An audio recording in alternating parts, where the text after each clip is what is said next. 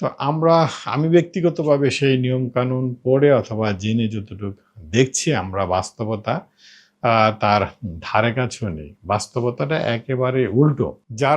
যাহারা এই বাজার অথবা পৌরসভা ইজারা আনে, তারা তাদের মন গড়া, তারা তাদের মতো করে কতটা বেশি প্রফিট করা যায়, কতটা সাধারণ জনগণের উপর অত্যাচার, অন্যায় করা যায়, সেভাবেই টাকাটা আদায় করে থাকেন এবং উপরন্তু যেটা করে থাকে নানান বাজারে সরু রাস্তার ২ পাশে অতিরিক্ত দোকানপাট বসিয়ে সেখানে যানজটের সৃষ্টি করে এবং সেখান থেকে এই দোকানপাটগুলো বসিয়ে টাকা আদায় করা হয়।